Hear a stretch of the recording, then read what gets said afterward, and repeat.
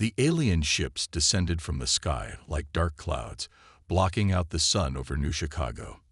Their massive forms loomed above the city, casting long shadows that made everything below seem small and insignificant.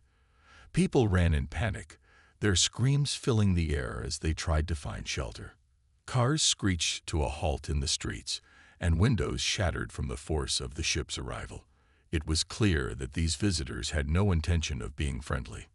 Commander Xylar stood on the bridge of the largest ship, his sharp eyes scanning the planet below. He had led countless invasions before, conquering worlds with ease. His species, the Vorn, were known across the galaxy for their strength and ruthlessness. No one had ever stood against them and won. But today, something felt different. A strange energy pulsed from the surface of this blue-green world, something he couldn't explain. It wasn't coming from any weapon or machine. It seemed alive, almost like it was watching him. On the ground, far away from the chaos in the city, 10-year-old Billy Carter played in his backyard. He didn't notice the ships at first. Instead, he was focused on building a small fort out of sticks and rocks. His older sister, Emily, sat on the porch reading a book, occasionally glancing up to make sure he wasn't getting into too much trouble. The two lived with their grandmother after losing their parents in an accident years ago. Life hadn't been easy for them, but Billy always found joy in the little things. As the rumble of the alien ships grew louder, Emily looked up and gasped. "Billy, come inside," she shouted, dropping her book and rushing toward him. But Billy didn't move right away. He tilted his head, staring at the sky. The ships were huge, frightening even, but there was something else about them that caught his attention. He couldn't quite put it into words, but it felt like they were speaking to him, not with voices, but with feelings. Deep down, he knew they weren't here to help anyone. "Come on, Billy." Emily grabbed his arm, pulling him toward the house. Reluctantly, he followed, clutching a small wooden figurine in his hand. It was shaped like a knight, carved by his grandfather before he passed away. Billy carried it everywhere, finding comfort in its presence. Inside, Emily locked the door and peeked through the curtains. The streets outside were empty now, except for the occasional flash of light as the aliens tested their weapons. Smoke rose from distant parts of the city where buildings had already been destroyed. "What are we going to do?" Emily whispered, more to herself than to Billy. Billy didn't answer.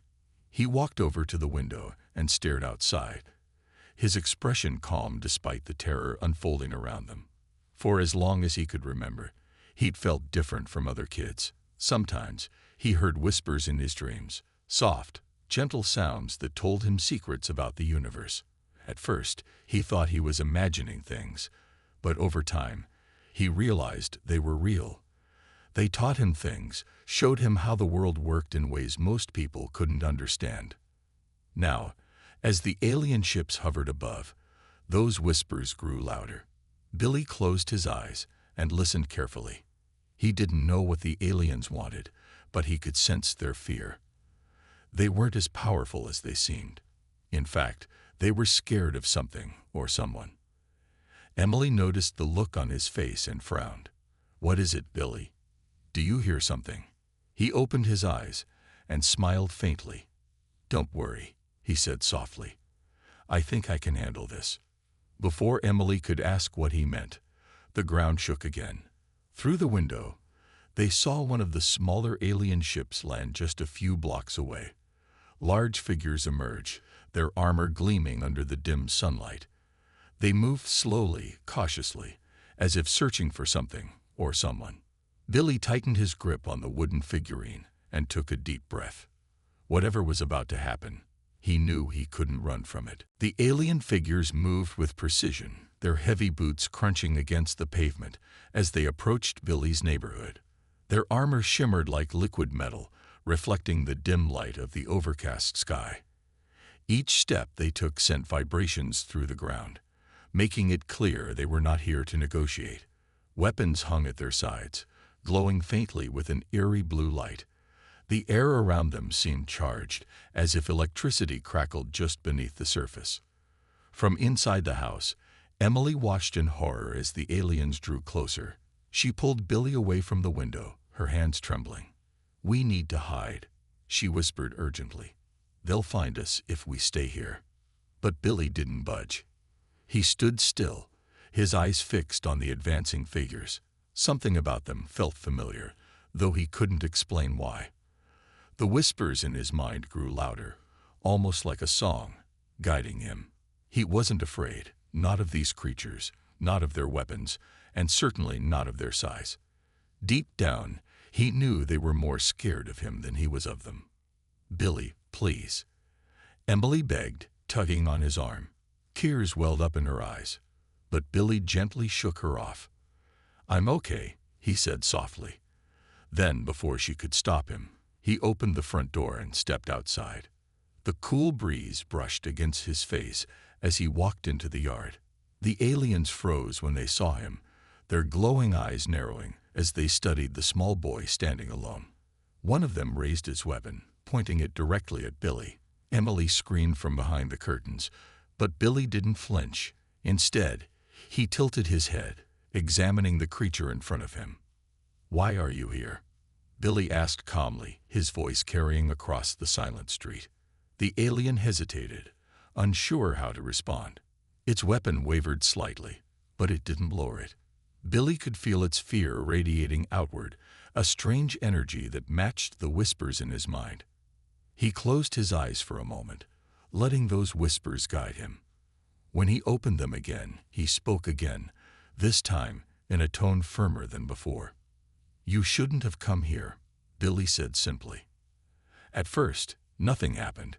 The alien stared at him, its expression unreadable behind its helmet. Then, without warning, its weapon flickered and died. The glow faded, leaving only a lifeless hunk of metal in its hand. Panic rippled through the group of aliens as their own weapons began to malfunction one by one. Lights on their suits dimmed, and their movements became sluggish, as if some invisible force was pressing down on them. What is this?" one of the aliens growled, its voice distorted through a translator device. But Billy didn't answer. Instead, he took a step forward, clutching his wooden figurine tightly. The lead alien tried to raise its weapon again, but its arm wouldn't obey. It stumbled backward, its glowing eyes wide with terror. Emily peeked out from behind the curtain, unable to believe what she was seeing. Her little brother, the same boy who loved building forts and playing with toy cars, was somehow overpowering beings that looked like they belonged in nightmares. She wanted to run to him, to pull him back inside where it was safe, but her legs wouldn't move. All she could do was watch. One by one, the aliens collapsed, their bodies hitting the ground with loud thuds. They weren't unconscious, but they couldn't move either, trapped in a state of paralysis. Billy stood among them, his expression calm but serious. He didn't say anything else. There was no need. The message had been delivered. Back aboard the mothership, Commander Xyler received frantic reports from his scouting team. "Commander, something impossible is happening," one of the soldiers stammered through the communication link. "Our weapons, our systems, they're failing. And there's a child, a human child." Xyler frowned, his sharp features darkening with confusion and unease. A child. What kind of trick was this? Humans were supposed to be primitive, weak, easily conquered. Yet here they were, describing a power unlike anything they'd encountered before. Meanwhile, Billy turned toward the house and saw Emily staring at him, her face pale with shock. She slowly stepped outside, her hands shaking as she approached him. "Billy, what did you do?" she asked, her voice barely above a whisper.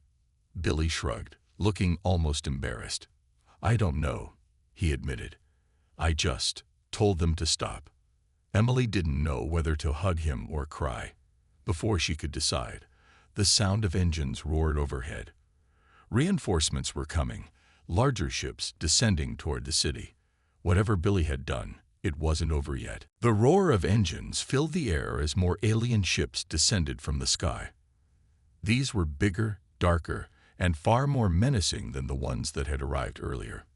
Their sleek surfaces glinted like polished steel, and their massive forms cast even longer shadows over New Chicago. The ground trembled beneath their weight, shaking windows and rattling furniture inside homes. It was clear that the aliens weren't giving up. They were doubling down. Billy stood in his yard, still clutching his wooden figurine. He watched as the new wave of ships landed nearby, spilling out dozens of soldiers.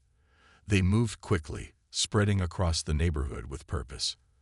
Unlike the first group, these aliens carried larger weapons, devices that crackled with energy and pulsed with an ominous red light. Emily stayed close to Billy, her hands gripping his shoulders as if trying to shield him from what was coming. "Billy, we need to go," she whispered urgently. "We can't stay here." But Billy didn't move.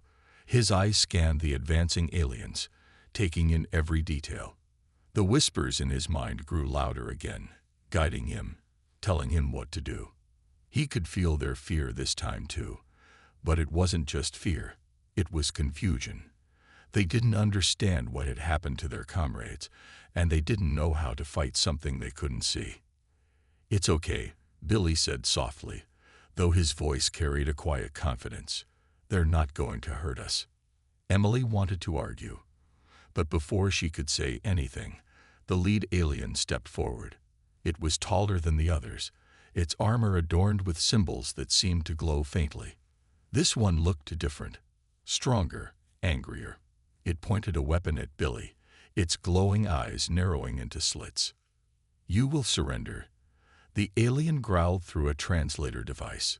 Its voice was deep and distorted, laced with both authority and unease. Billy tilted his head, studying the creature curiously. "No," he replied simply.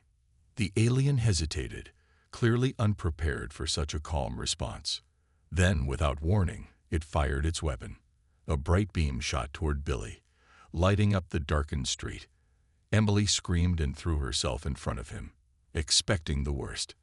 But instead of striking them, the beam stopped midair, fizzling out like a candle flame caught in the wind.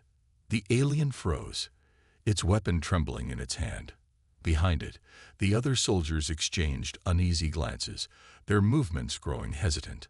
One by one, their weapons began to malfunction again, just like before.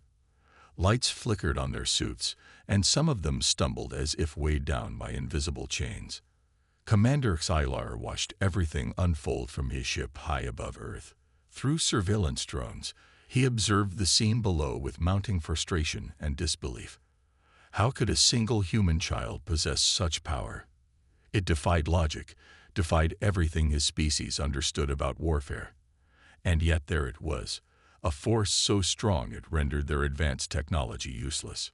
Back on the ground, Billy took another step forward. The lead alien tried to retreat, but its legs wouldn't obey. It dropped to its knees, its glowing eyes wide with terror. The others followed suit, collapsing around it in a heap of defeated bodies. None of them spoke, none of them moved. All they could do was stare at the boy who had brought them to their knees. Emily stared at Billy, her heart pounding. She didn't understand what was happening, but she knew one thing for certain. Her little brother wasn't ordinary. There was something special about him, something ancient and powerful.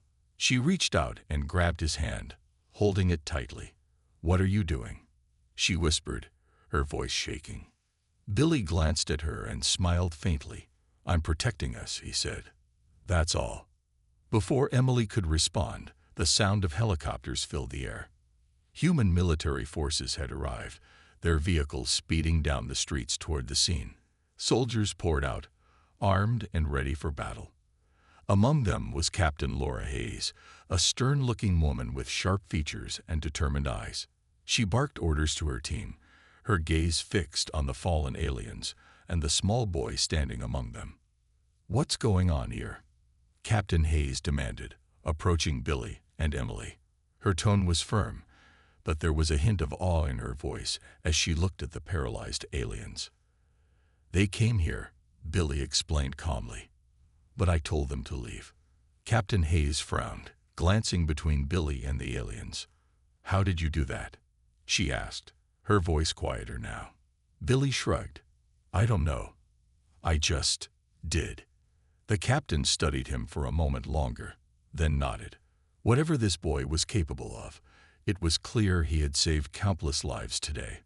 For now, that was enough. The military forces quickly took control of the area, surrounding Billy, Emily, and the paralyzed aliens.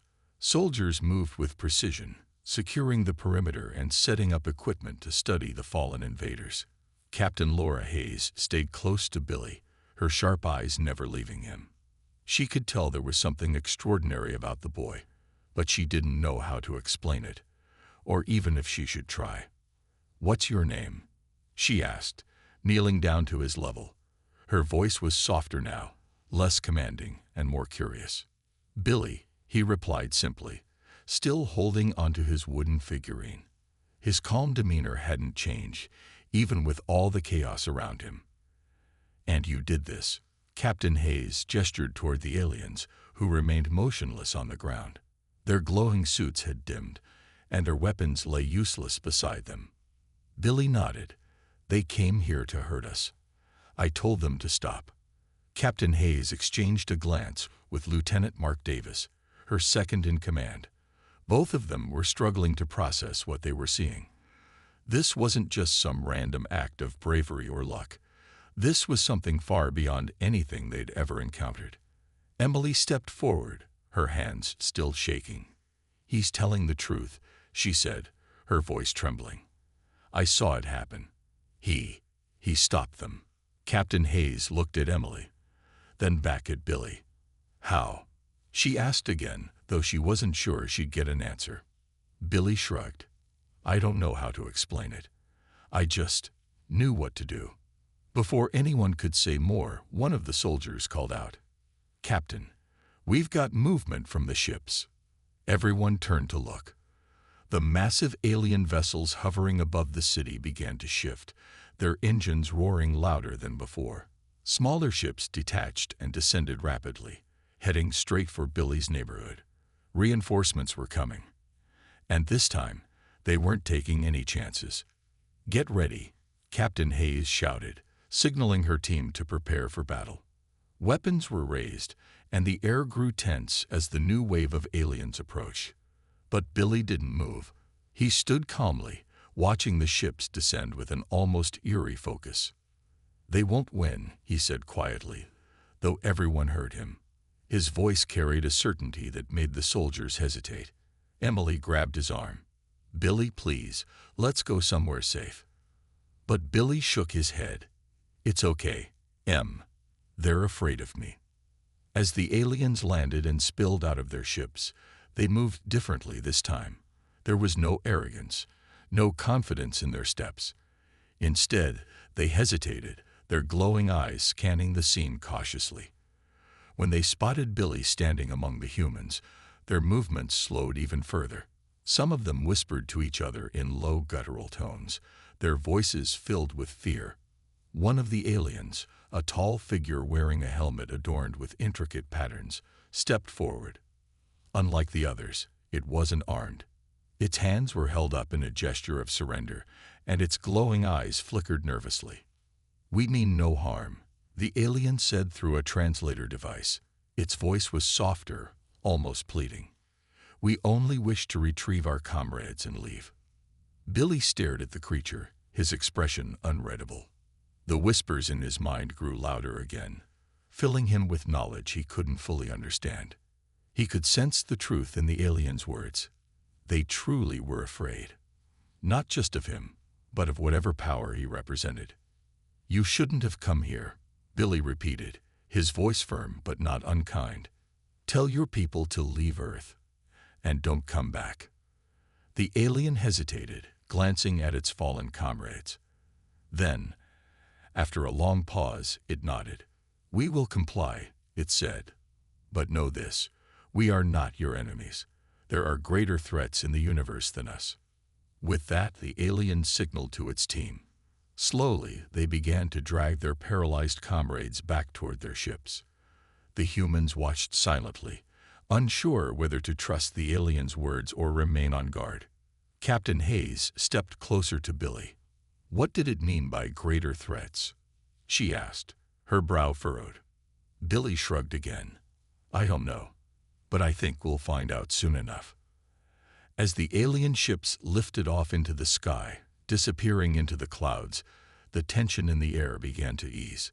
The soldiers lowered their weapons, and Captain Hayes let out a deep breath.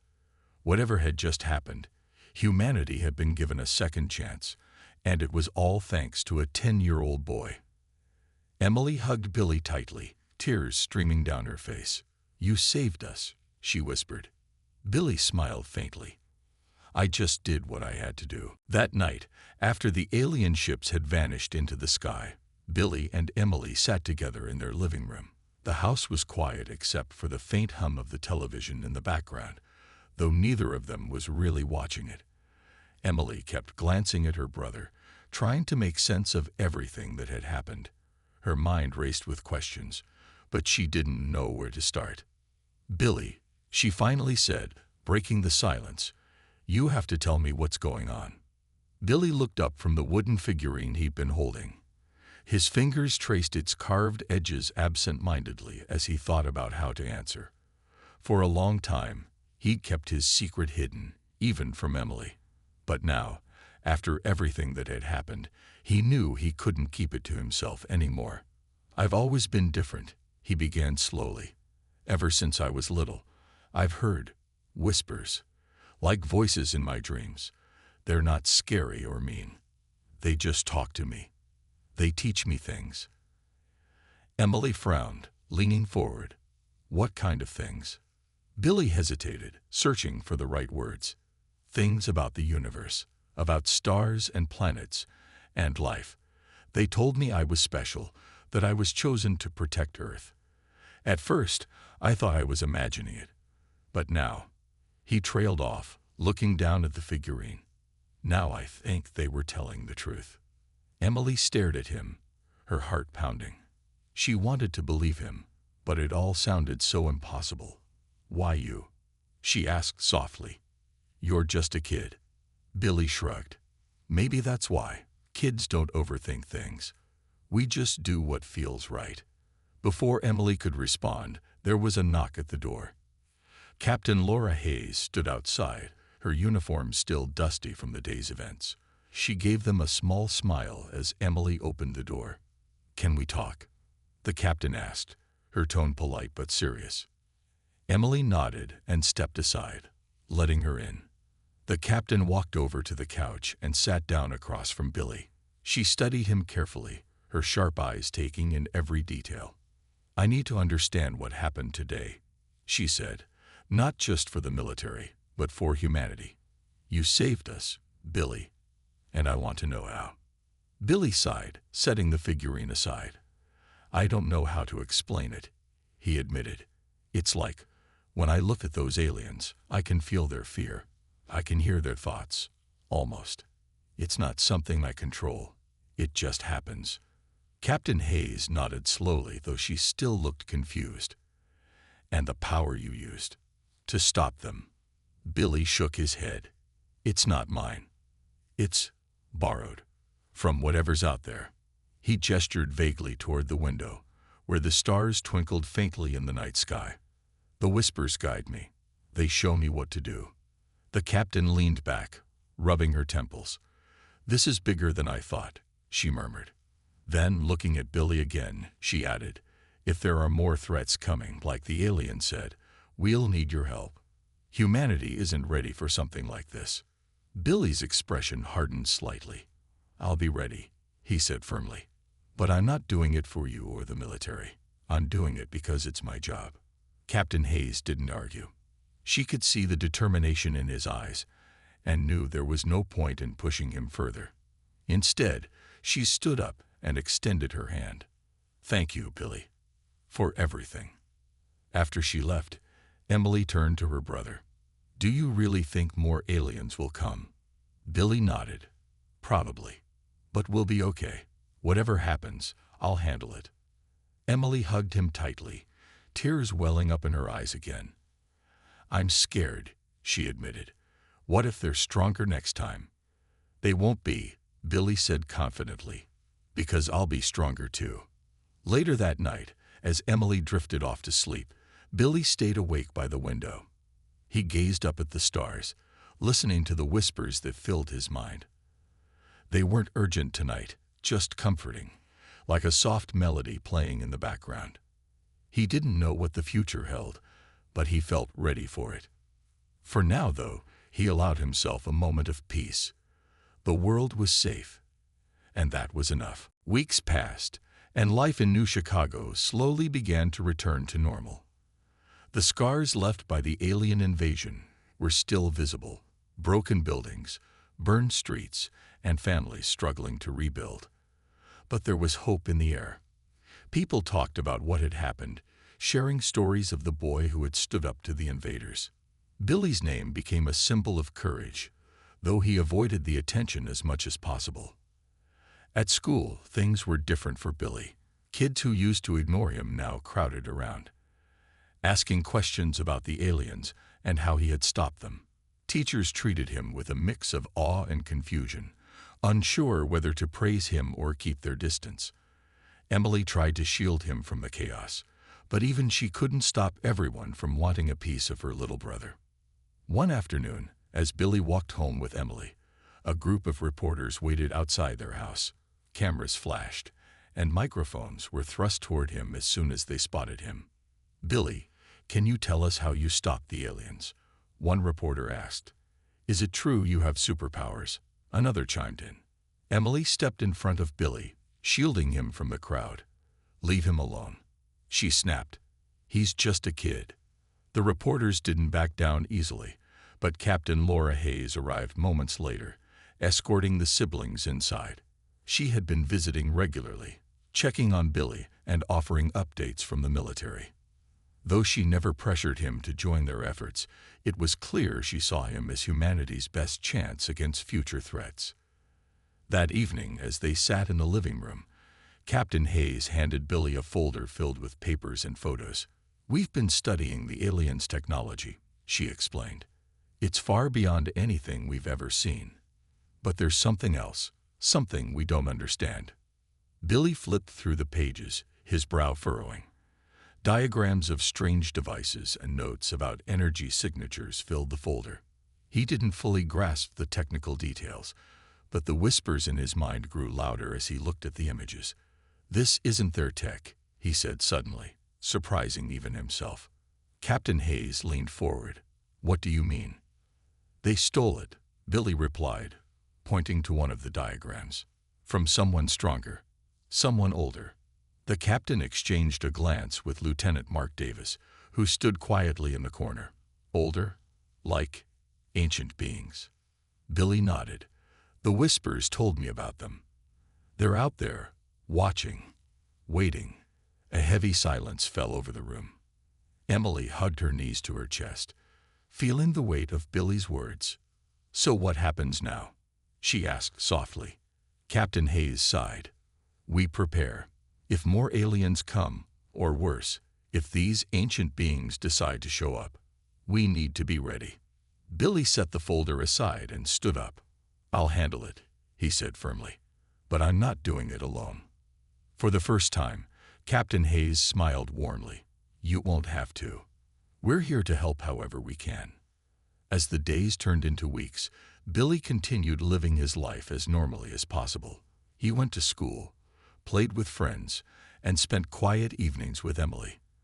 But deep down, he knew the peace wouldn't last forever. The whispers in his mind reminded him every night that the universe was vast and full of dangers, yet they also reassured him that he wasn't truly alone.